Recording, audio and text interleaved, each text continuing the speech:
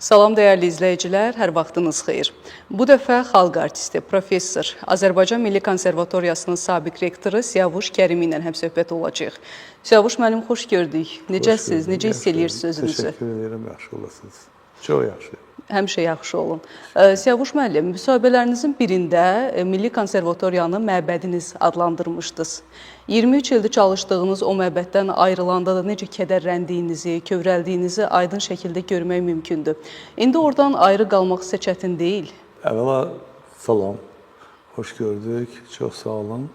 23 yox, 24 il. 24. 24 il. 24 ildə də bir həyatdır. Həyatdır. Bir ömürdür. Şurasındadır ki, konservatoriya, mən konservatoriya Ulu Öndər tərəfindən təyin olunanda konservatoriya yox idi, belə bir şey yox idi. Onu sadəcə yaratmaq lazım idi. Onu yaratmaq lazım idi, onun müəllim kontingentini, tələbə kontingentini, tədris siyasətini, ümumiyyətlə sonra artıq onun yəqin ki, inzibati tədris korpuslarını, hamısını yaratmaq, onların hamısını ərsəyə getirmək lazım idi. Və mən çox xoşbəxtəm ki, mən Ulu Öndərin o tapşırığını yerinə yetirdim və Milli Konservatoriyanı yaratdım. Və o bu günləri yaşayır. Bu, Azərbaycan mədəniyyətinin artıq ayrılmaz bir hissəsidir. Və mən sadəcə olaraq bu ali məktəbə böyük uğurlar və yaradıcılıq qələbələri, zirvələri arzulayıram. Əlbəttə, oradan ayrılanda öz tələbələrimdən, hər gün 24 il ərzində, hər gün görüşdüyüm, gördüyüm insanlarla və birgə gördüyümüz işin planlaşdırım. Ümumiyyətlə, bu həyatı 24 ərzində ki, necə yaşamışıq, onu inkişafa aparan və bundan sonra gələcək planları planlaşdırmaq və onu icra mexanizmini düşünmək və çox razıyam bizim gördüyümüz nəticələrdən. Hər halda biz Azərbaycan musiqisinə başucalığı gətirdik. O işimizdə mən mənimlə çiyin-çiyin çalışan insanlara da öz təşəkkürümü bildirirəm. Heç bir şey əbədi deyil. Və normaldır. Deyərdi ki, artıq mən tamam başqa bir sahəni, necə deyəm, musiqi sahəsində, amma daha çox yaradıcılıqla mən məşğulam. Musiqilərlə, böyük yaradıcı layihələrlə həm ölkə daxili, həm ölkə xarici və buna daha çox məndə zaman ayanır. Amma bununla bərabər konservatoriyada baş verən hər bir proses haqda mən məlumatlıyam və əlbəttə ki, hər bir məsələ mənə pozitiv və yaxud ki, digər təsir etmək qüvvəsindədir. Sizdən sonraki proseslər qane eləyirmi sizi? Bu barədə mən danışmasam, mənə elə gəlir ki, orada çalışan müəllimlərin danışmağı daha məqsədə uyğun olar. Yəni ki, mən haradasa obyektiv və yaxud ki, qeyri-obyektiv ola bilərəm. Ona görə mən neytraliteti saxlamaq həmişə. Amma düşünürəm ki, onlar yaxşı işlə məşğul olurlar belə. Və onu bir də demək istəyirəm ki, əlbəttə hansı bir evladı böyüdürsünüz, boya başa çatdırırsınız, qızın evladınız Tamam ki onun sonra siz aile qurur, onu yola salırsınız. Amma onun sonra 50 yaşı da olur, 60 yaşında, amma siz hər gün onunla maraqlanın. Çünki o sizin evladınızdır, sizin yaratdığınızdır. Konservatoriyada o da mənim bir evladımdır, onu mən elə belə əlbəttə ki, unuda bilmərəm. Bu mümkün olan şey deyil. Əlbəttə ki, ona görə də mən ona uğurlar arzulayıram. İstəyirəm ki, o sağlam böyüsün. Siyavuş müəllim, bir dəfə müsahibələrinizin birinə yenə istinad eləyəcəm. Orada da vurğulamışdınız ki, məmur da yaradıcıdır. Təbii. Bəs siz rektor olduğunuz dönəmdə nələri yarada bildiniz? Adətən bu sualı niyə verirəm? Çünki adətən deyirlər ki, məmurluq yaradıcılığa mane olur. Xeyr, əgər məmurluğa da yaradıcı münasibət bəsləyirsənsə, o da yaradıcılıqdır. Bu bir. İkinci də ki, mən yaradıcı bir ali məktəbin rektoru idim və orada hər bir proses yaradıcılıqla əlaqəli idi və ümumiyyətlə mən təhsili yaradıcılıqdan təhsilə qoymuşdum ki, belə olsa daha effektiv və onun çox böyük effekti də vardı və effekti çox yüksək oldu. Biz ümumiyyətlə yeni üslublar kəşf elədik ifaçılıqda, milli instrumental ifaçılıqda çox böyük addımlar atdıq. Yeni alətlər kəşf elədik. Onlar baxanda, müqayisə baxanda 20-30 il bundan öncəki milli musiqi alətləri ifaçılığı ilə bugünkü ifaçılıqla yerlə göy arasında fərq var. Və musiqiçilər o cümlədən informasiyaları, ona əlbəttə ki, artıq internet bütün bizim həyatımıza girməsi ilə, ümumiyyətlə musiqiçilərin dünya musiqisində baş verən hadisələrdən hali olması, məlumatlı olması və onları milli musiqi ilə bəzəməsi, hərdən məsələn, artıq yeni baxışlarla bir musiqiyə baxmaq. Bunlar hamısı proseslərdir, bunlar gündəlik prosesdir. Yəni ki, hər bir evladın onun gündəlik böyüməsini sən necə nəzarət edirsən, eyni də bu musiqi təhsil ocağı. Və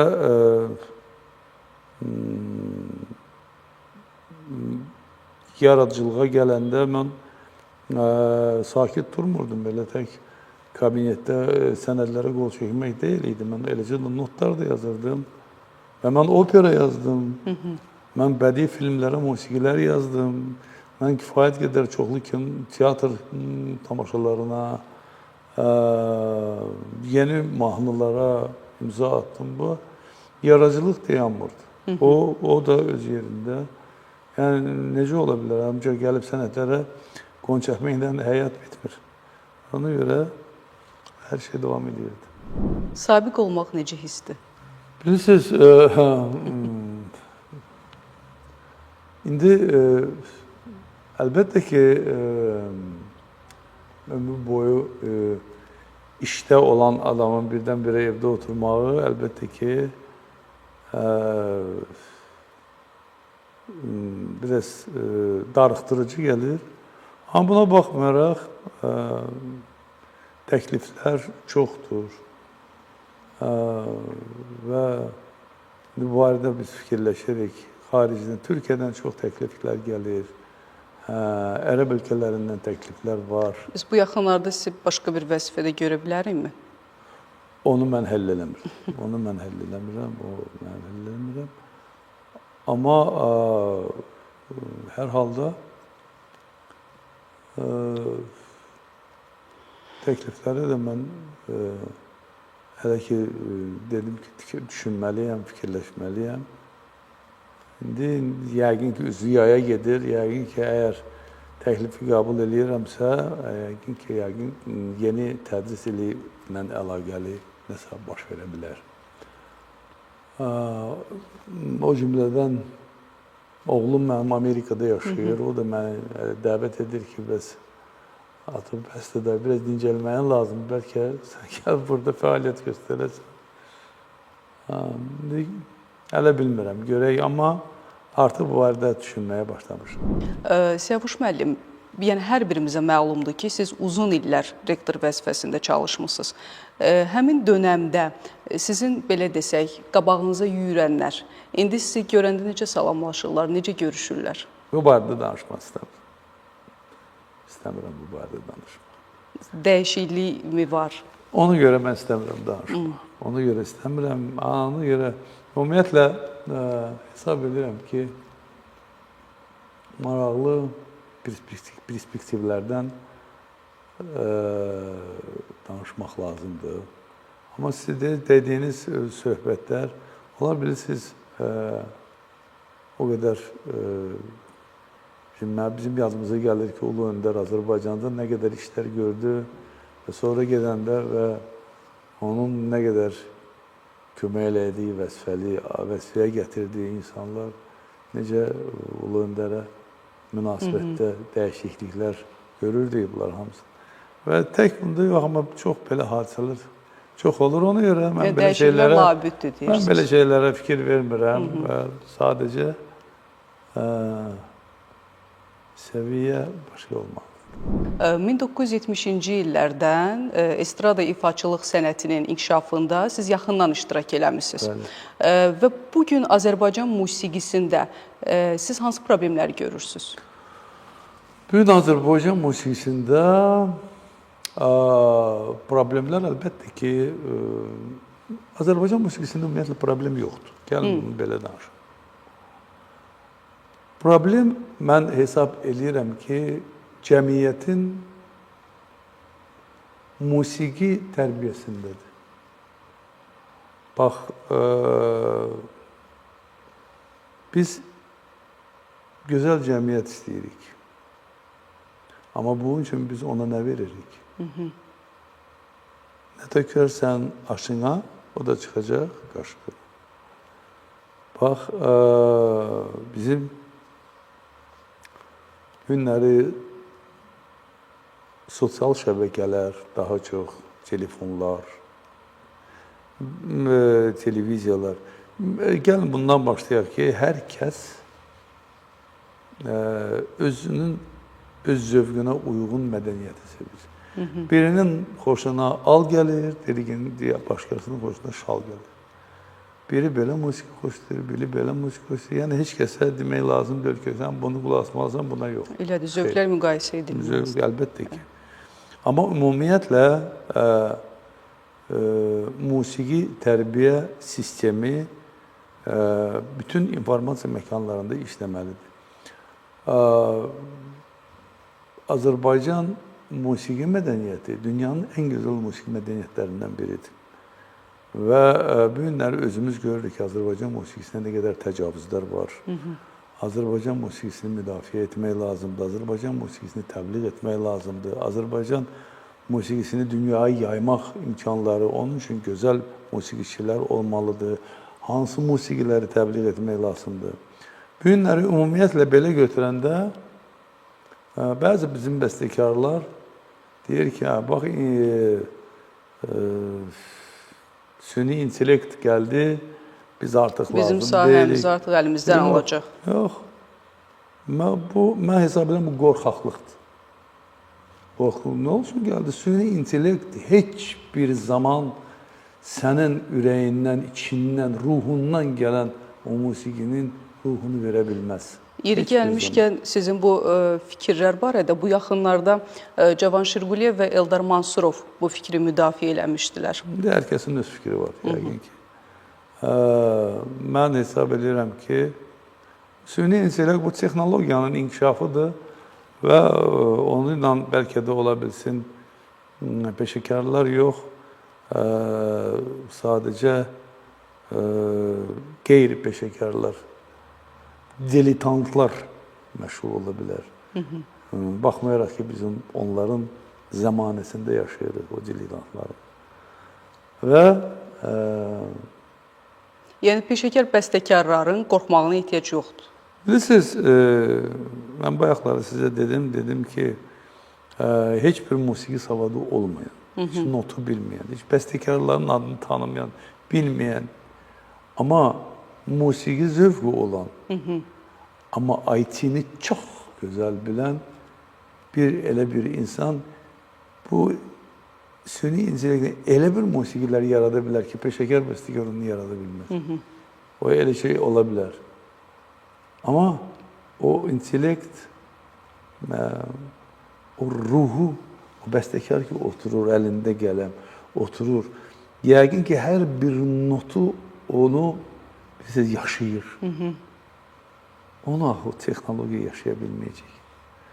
O sevə bilməyəcək. Axı o, necə deyim, həyatın o nəfəsini ala bilməyəcək.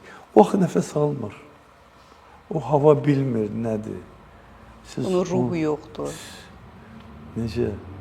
O, insan sevəndə insan həyəcanlanır. İnsan minlərlə his keçirdir. Axı texnologiya bunu keçirtmir.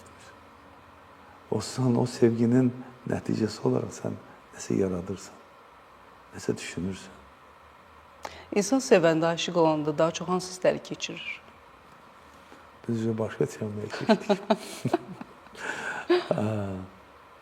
Əlbəttə,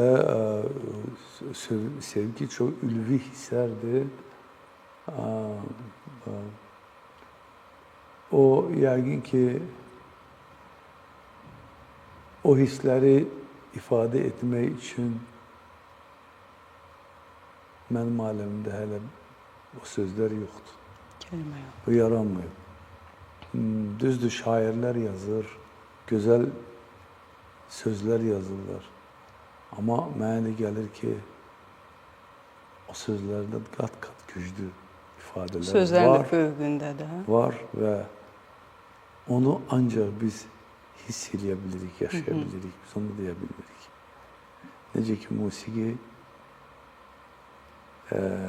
hərdən sözdən də qüdrətli olur. O, öz melodiyasında elə sənə söz deyir ki, heç bir söz onun yanında, baxmayaraq ki, bu günləri musiqidə söz melodiyadan irəli çıxırdı. Baxmayaraq. Amma əslində musiqinin canı melodiyadır. Melodiya səni instrumental muğam götürürsün, musiqisi çalır. O səni ağlada da bilir, o səni rəqs elətdirə də bilir, o səni düşündürə də bilir. Qüdrətə bax, gücə bax. Necə gözəl ifadə elədiniz. Siyavuş müəllim, hansı sənətkarlarla işləmək sizin üçün ən yadda qalan olub? Bu barədə mən özümü çox xoşbəxt insan hesab edirəm. Çünki mən həyatımda portretlərdə gördüyüm insanlarla görüşmüşəm və işləmişəm, müşahidə etmişəm, işbirliyim olub. Mən Rəşid Behbudovla işləmişəm. Mən işə götürüb. Mən Fikrət Əmirovu görmüşəm, mənimlə bir yerdə səfərdə olmuşam, o mənimlə aparıb. Bir xatirənizdə qalan o maraqlı epizodları, anları kiçik də olsa bizlə bir bölüşməyinizi rica edərdik. Xatirəmdə olan epizodlar ancaq konsert səhnələrindədir, müşahidə. Mən gündə 2 dənə, 3 dənə konsert olurdu, mən Rəşid Behbudovu müşahidə edirdim. Mən Müslüm Maqomayevi müşahidə edirdim, özü məni məcbur elədi ki, sən rayalda çalarsan, yaxşı, Moskvada. Sonra mən Rafiq Babayevlə işləyirdim. Biz gündə bir yerdə işləyirdik. Biz gündə gəlirdik Fiyaletova, ondan da əvvəl 70-ci illər Baqi Mustafazadəni görürdük. Demək ki, gün gəlirdi, deyirdi bizə öz çılğın tövsiyələrini verdi. Yazılmaq lazımdır, çalmaq mütləq zapis eləmək lazımdır. Bax, belə, necə deyim, məşhur insanları mən çox görmüşəm. Çox məşhur, dünyavi məşhur insanları da belə. Hətta Amerika, Hollywood aktyorları ilə yan-yana bizim şəkillərimiz var. Biz bir də görüşmüşük, söhbət eləmişik. O barədə mən özümü xoşbəxt insan hiss edirəm. Yəni ki, ona görə deyirəm, mən portretlərlə görüşmüşəm. Bax, mənim dostum bu günləri biz hər gün telefonla danışırıq, hərəfdə görüşürük. Azərbaycanın çox böyük rəssamı Sakit Məmmədov. Necə deyim? Dostlarım çox deyil, amma sevdiyim insanlar 2-3 nəfər var. Onlara çox bağlıyam. Yaşadığım həyatdan çox razıyam.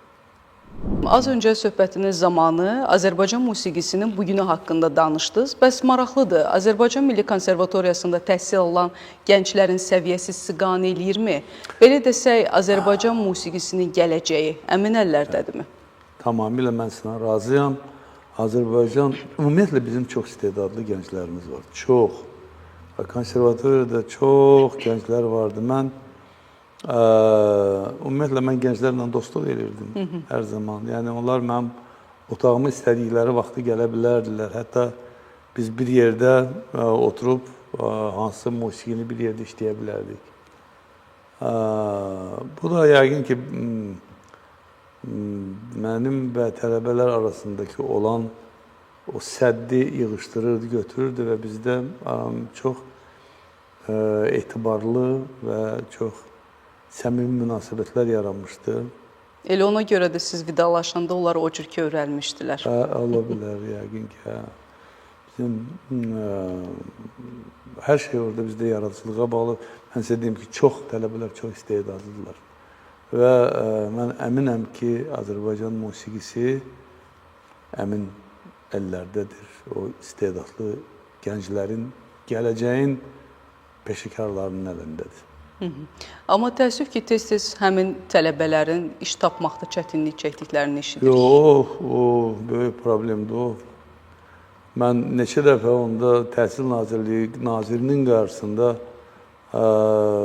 məsələni qaldırmışdım. Təəssüf ki, Təhsil Naziri məsələlərə biraz reaksiyonu vermədi. Mən dediyim kimi vermədi. Versəydi çox məsələlər həll olunmuşdu. Onun çox asan yolları var. Amma bunu neçə dəfə demişəm. Məsələn, siz çözümü nədə görürsünüz? Bilirsiniz, biz Sovetlər Birliyi zamanı yaşamışıq. Və indi Sovetlər Birliyi deyil, biz müstəqil ölkəyik. Və çox maraqlıdır.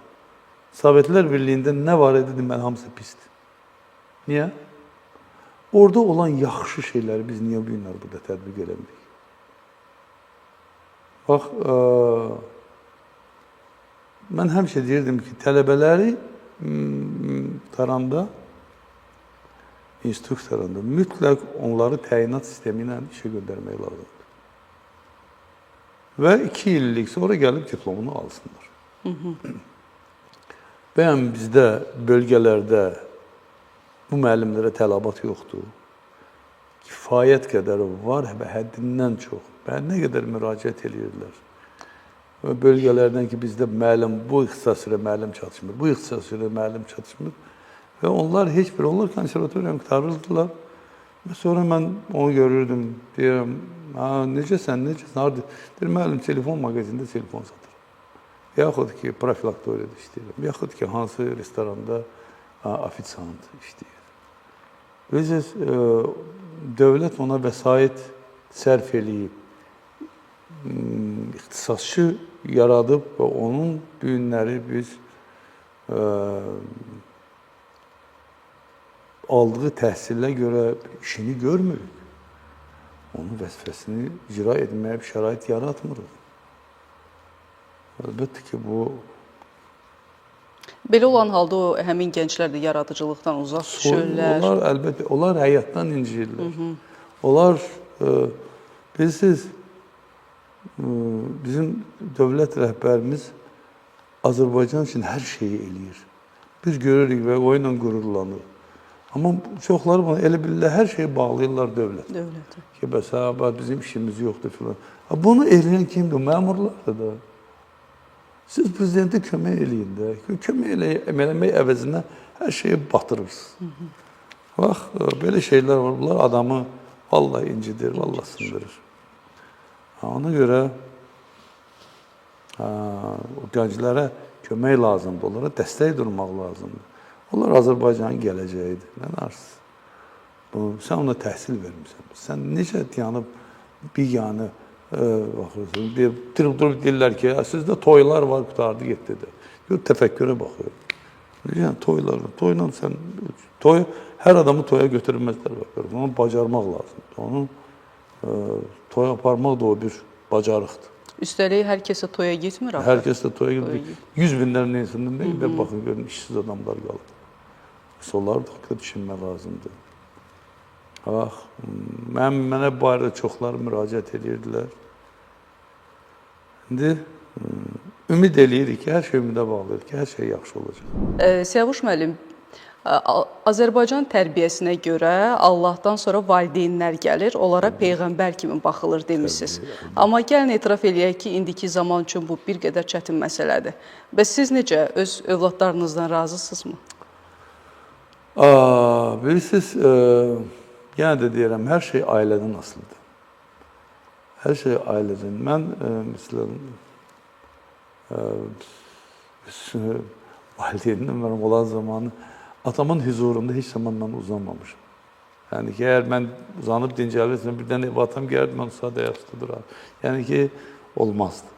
Yəni, o böyüyə hörmətdir. Yəni, sən necə öz valideynlərinə hörmət edəcəksən, eləcə də o münasibət sənin evladları göstərəcək.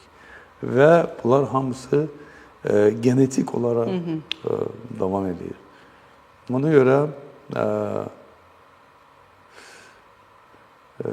göydə Allah, yerdə valideyn qurtardı, getdi. Onun ayağının qoyduğu yerə mən başımı qoymağa hazırım. Ne dersiniz? Olmasa o mənə həyat verib. O mənə dünyanın ən gözəl neymətlərini mənə o bağışlayıb. Valideynim, anam, atam. Neyse, onlar mən hər ay, bəlkə də ayda bir imkanım da əlbəttə. Mütləq onların məzarlarını ziyarət etməliyim. Gedirəm, onlarla söhbət edirəm. Mən necə deyim, öz hesabatımı verirəm. Giləylənirsizmi, yoxsa? Özümü söyürəm. Özümü söyürəm. Bax, belə. Bir dəfə də demişdiniz ki, mənim ən yaxşı əsərlərim övladlarımdır. Bəs sizin oğlunuzun yaxşı bir musiqiçi olmağında bunun bir təsiri varmı? Təbii, mənim böyük oğlum, o artıq 10 ildən çoxdur ki, xaricdə yaşayır. Və bilirsiniz, o elə bir mühitdə böyüyüb ki, yəni o evdə bizim evimizin qapısı örtülmürdü heç vaxt. Elə ya baxırdı ki, ya Mübariz Tağıyevdədir, ya Emin Sabitoğlu bizdədir, ya Rafi Babayev bizdədir. Hər zaman musiqiçilər bizim evdə doluydu. Elə gəlirdilər, hətta oturub çay içib, söhbət edib, musiqi. Yəni bu hansı bir kino rejissoru gəlib kino işləyirdi və bu proseslərin içində yaradıcı mühitdə böyüyüb. Bu böyüyüb onunla və qidalanıb. özü də sonra artıq yaradıcı bir insana çevrilib. Sonra o studiyada, mənim studiyamda başladı işləməyə və saat özünün çox gözəl, Amerikada çox gözəl studiyası var. Siyavuş müəllim, çox maraqlı bir söhbətimiz alındı. Dəvətimizi qəbul elədiyinizə görə sizə təşəkkür edirik. Çox sağ olun. Siz sağ olun. Təşəkkür edirəm sizə və sizin də televiziyaya böyük auditoriya arzulayıram və uzun verilişlər zamanı. Təşəkkürlər. Sağ olun.